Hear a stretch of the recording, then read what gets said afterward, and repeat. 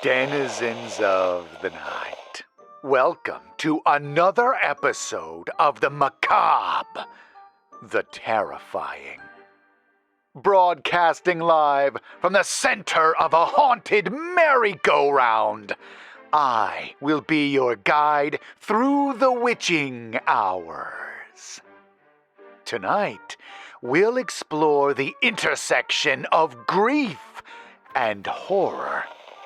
What lengths would you go to if you were driven by despair and grief?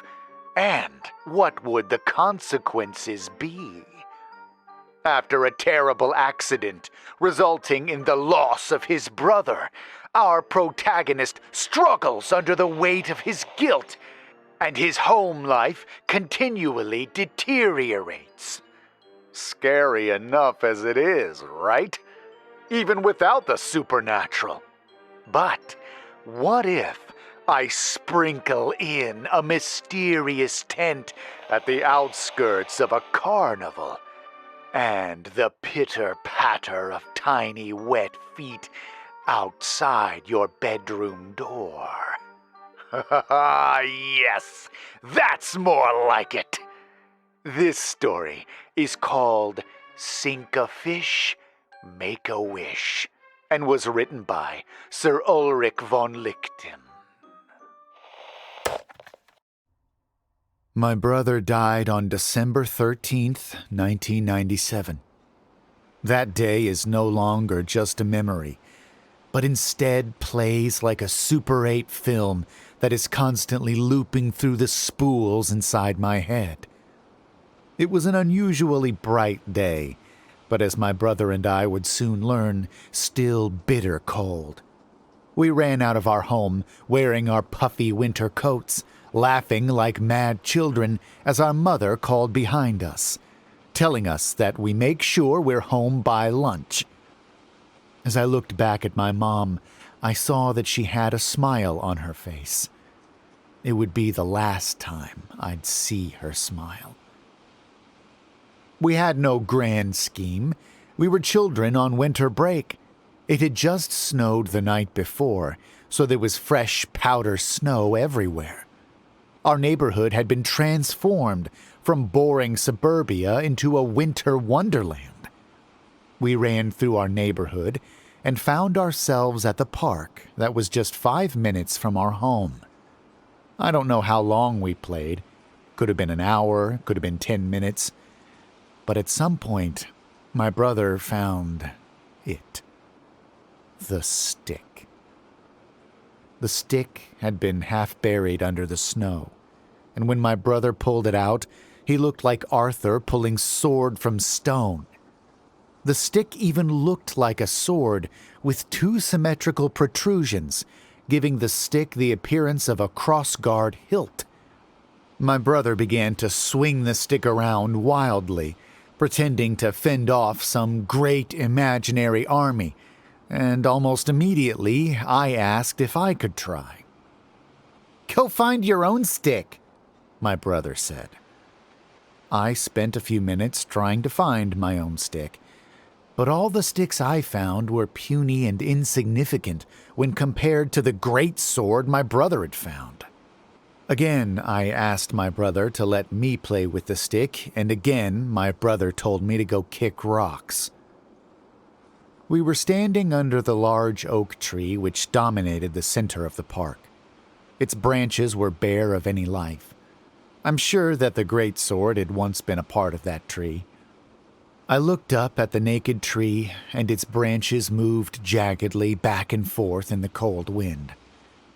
Then, in a fit of rage, I reached for the stick my brother was holding, attempting to yank it from him.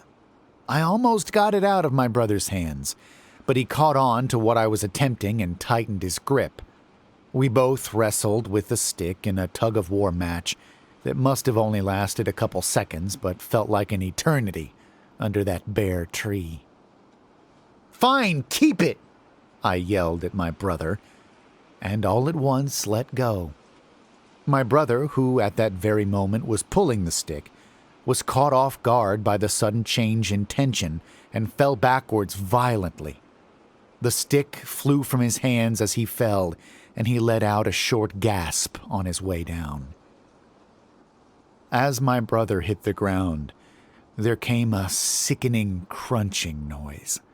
His legs jerked for a moment, as if he was trying to tap dance in the air. Then he went still. It had all happened so fast. I approached my brother. His eyes were staring open at the sky, but they were vacant, like doll eyes. I noticed my brother's head was resting on something that I had not noticed until that moment. It was a large rock buried in the snow.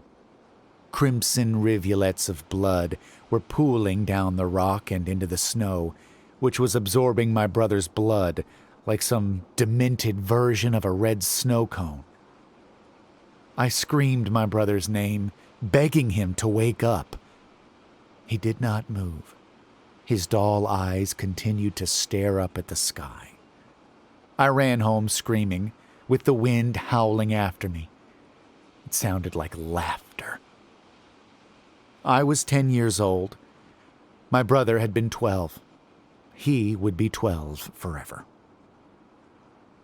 My brother's death destroyed my parents' marriage. Though they never separated, they became strangers to each other, both of them secluding themselves to a separate corner of the house, letting their grief fill the empty space like a noxious gas. They spoke to each other less and less as the years went on, until they were like silent ghosts haunting our home. And, of course, there was the other terrible thing that hung in the air: the silent accusation. My parents never outright blamed me for my brother's death. Not out loud, at least. His death was deemed by all responsible authorities to have been a tragic accident. How sympathetic the adults of the world were towards me. How kind, how understanding. But there was the silent accusation that said otherwise. This accusation could be heard every time a door slammed shut in our house. It could be heard every time my father opened a new can of beer. He never used to drink. It could be heard every time my mother scrubbed the dishes for minutes on end, even after the plate had been cleaned spotless. It was in every corner of the house. It was in the wind outside, the one that sounded like laughter. While other children my age were collecting Pokemon cards, I was collecting therapists. These kind-hearted, soft-spoken adults always said the same thing: it wasn't your fault. The words never stuck, and neither did they. I moved from one sympathetic professional to another. The only thing that stayed, the only constant in my life, was the silent accusation. 2.5 years after my brother died, my father suggested that we go to the county fair. I couldn't remember the last time we had done something together. Something that didn't involve therapists or counseling or yelling or crying. Or worst of all, silence. Something fun as a family. My mother simply nodded, and then, staring into her coffee cup, said, "That could be nice." We got into the car, and my dad, on one of his rare sober days, drove us to the fair. Well, sober-ish. It was a relatively cool summer evening. I had spent so much time in our quiet home or in quiet offices that the energy and noise of the fair was jarring. There was so much laughter and music and pleasant smells. There was popcorn and donuts and snow cones that were doused in red sugary syrup. I watched as people went on the merry-go-round or up the Ferris wheel, as they tried their luck at rigged carny games. It was all so overwhelming. My parents and I were like black and white characters who had stepped into a Technicolor world. It didn't feel like we belonged. We lived in a fairly small town, so underneath the noise of the fair, There was another noise, whispers that sounded like howling wind. "There he is, the brother killer. I heard he bashed his skull with a rock. What a little psycho. Shouldn't he be institutionalized?" "It's just like Cain and Abel, man." "What a freak." The whispers, whether or not they were really there, overwhelmed my ears. Everywhere I turned, people were staring at me, licking their red snow cones in accusation. I stepped away from my parents, and then I saw her. Tucked away at the back of the fair was a stall. It was just at the edge of the fair, where the lights stopped and the darkness of the fields beyond began. There was a big, cartoonish sign over the stall that read, "Sink a fish, make a wish." As I approached the stall, the sounds of the fair receded. There was a woman in the stall. She had silver gray hair and wore a purple robe. She had piercing green eyes, and although she looked old to me, her face showed no signs of wrinkles. It was creaseless, like a mannequin or a doll. "Hello there," she said in a voice that was smooth and warm. "Care to play?" "Sure, I guess," I said in a small, reedy voice. "But I don't know how." The woman smiled and brought out 3 plastic fish tokens. She then pointed to a rounded jug at the back of the stall and said, "All you have to do is try to get all 3 fishes into the jug. You do that, you win." "How much to play?" "No charge." "Really?" "Really." I picked up the 3 fish tokens. The jug hole wasn't exactly small, but it wasn't huge either. I could easily miss. I took a deep breath and tossed the first fish. It went in. "That's 1," the woman said, holding up her index finger. I noticed, unlike her wrinkle-free face, her finger did look old.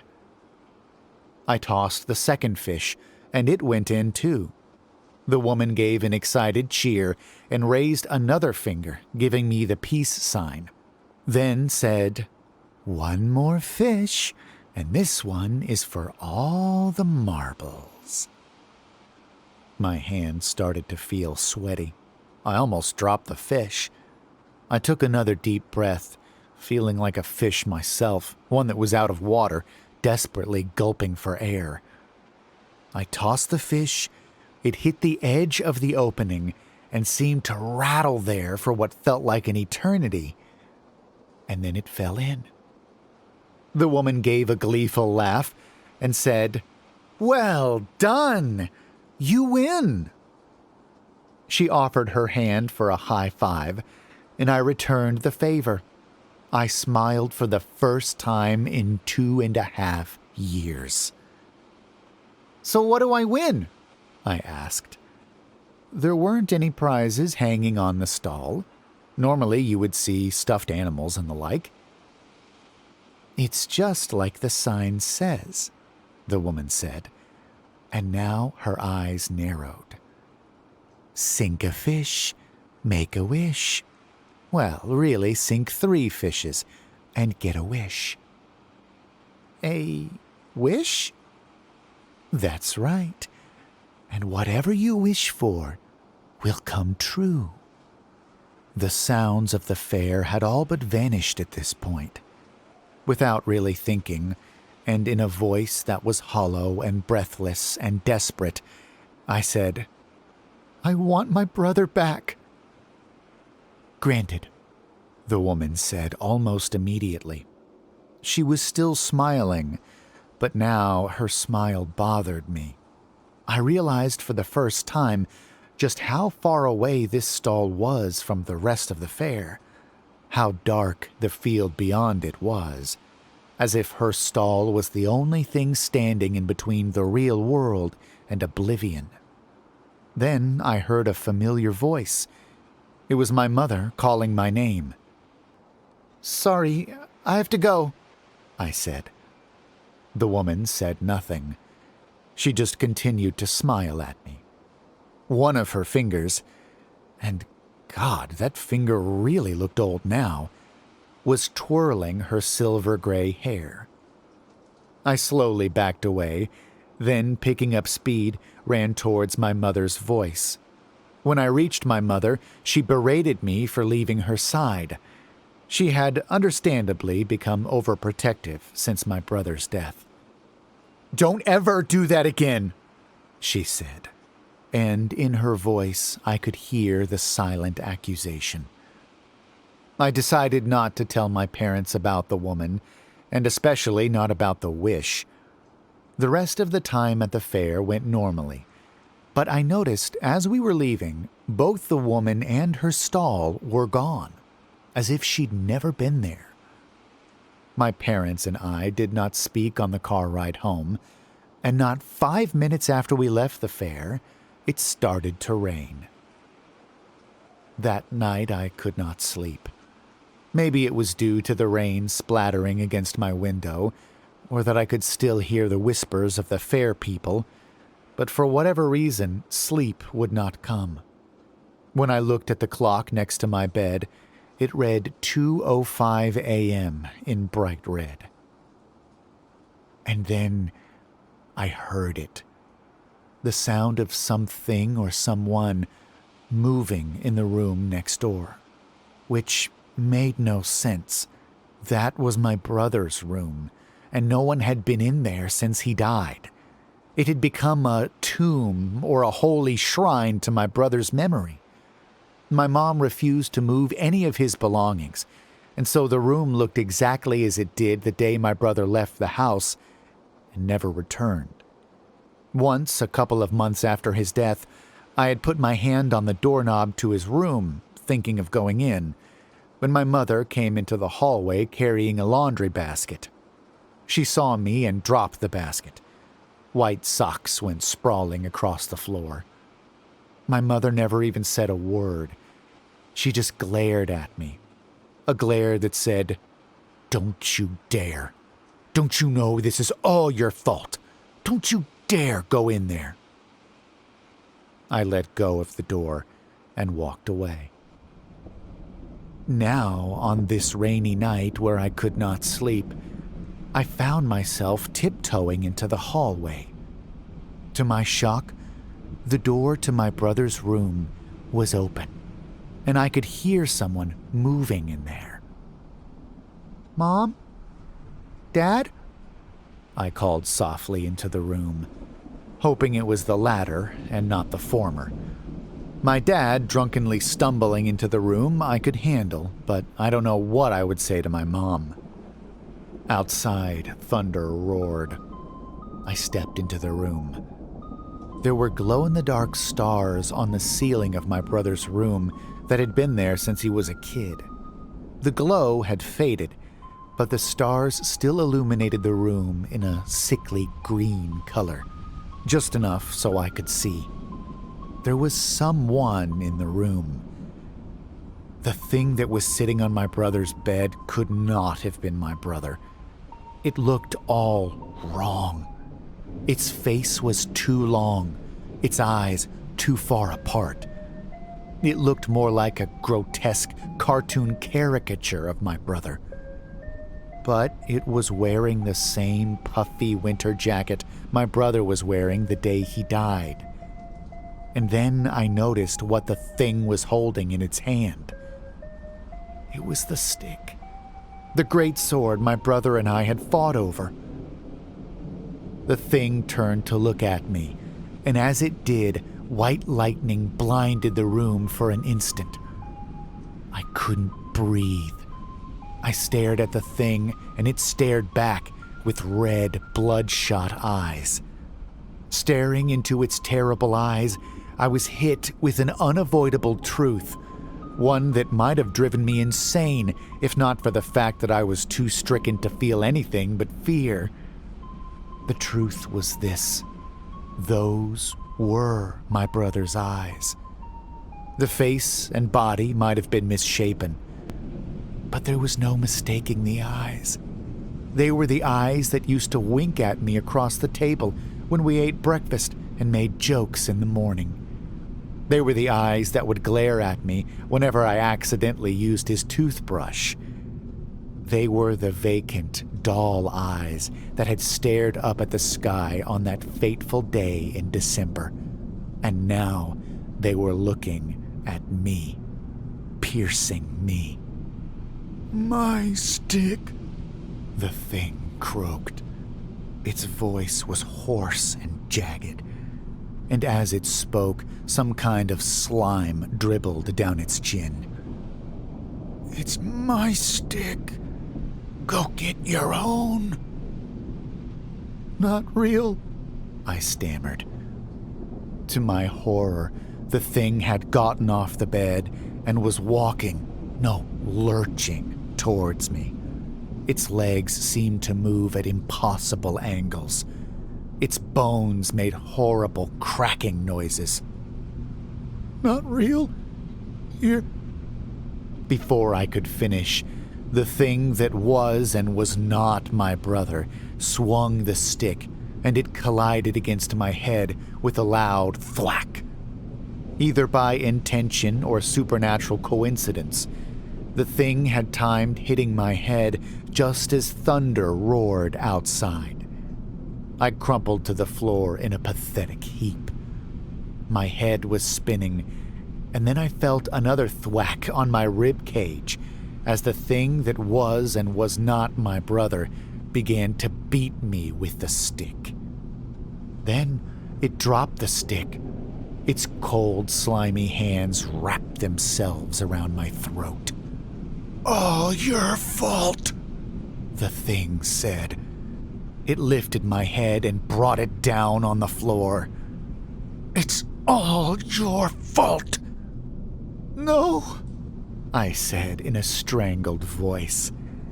Its hands squeezed harder, and in the horrible green glow of the room, I noticed its hair was silver gray, just like the woman at the stall. I could feel myself slipping in and out of consciousness. It brought my head up again, meaning to slam it back down. In one last desperate bid, I grabbed its hands and tried to pull them off my throat. I alleviated some pressure. Outside, thunder and lightning boomed, and I could smell county fair donuts. "I'm sorry," I croaked. Now my voice sounded just like the thing, jagged and pathetic. "It's all my fault. I'm sorry for everything.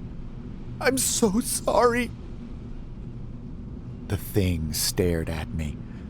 Its eyes turned from a glare to a suspicious squint. Mucus dribbled down its chin and onto my face. There was another flash of lightning, and I felt the thing let go. I coughed and sucked in the air and looked around, thinking that at any moment the thing would be back on me. But I was alone in the room. There was no sign of it, or that anything had been in the room in years. Only that wasn't exactly true. There were two things I noticed. One, there were wet shoe prints that went out the room and into the hallway. And two, in the corner of the room, resting gently against the wall, there was a stick that looked a lot like a sword. I did not tell my parents about that night in my brother's room. No reason to tell them something they would not believe. I rehearsed some lines to explain my bruises, and I did have several of them, but it ultimately proved pointless to come up with answers to questions my parents would never ask. The only sign that what occurred that night in my brother's room did in fact happen were the wet shoe prints that ran up and down the hallway. My mother blamed those on me when she saw them the next morning. I didn't deny it. My parents never asked about the stick, and I never brought it up. And though I never touched it, since that night, it would appear now and then in different corners of the house. Someone was using it.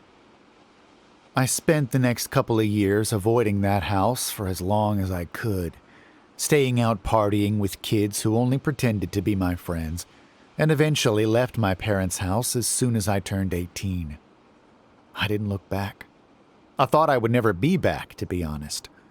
I wanted to find a life of my own, one that didn't involve wishes or whispers or horrible things lurking in the shadows.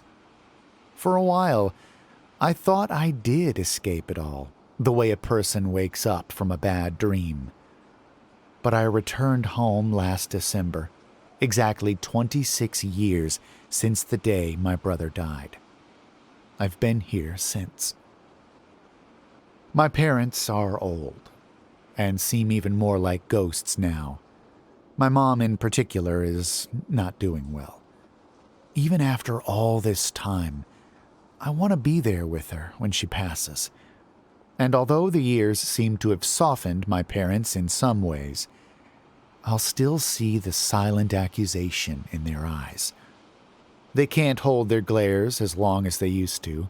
They're too tired now, but it's there all the same. I guess it will always be there. I don't know how much longer I can stand being in this house.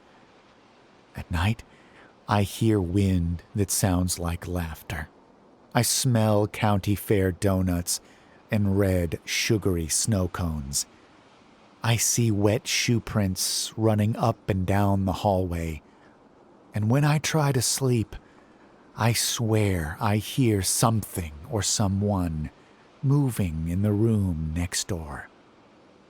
But I don't go in there anymore. God help me if I ever do.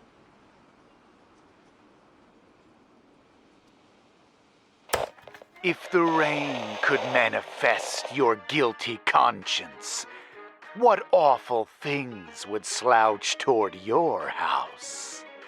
What would you hear just outside your bedroom door? Long-time listeners will know that I enjoy my horror spiked with other feelings, like guilt or sadness or curiosity, or even romance. I find that horror's teeth sink in a little deeper if I've been hooked by one of those.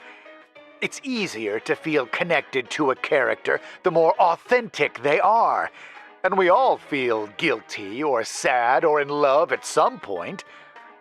Listeners will also know that I love a story that leaves a question in its wake. And it's not always, what would you do or where would you go? Sometimes a story goes right to the closet of your mind, throws open the door, and asks, what would it be like if these skeletons got out? If you enjoyed this story, please check out the author in the links below.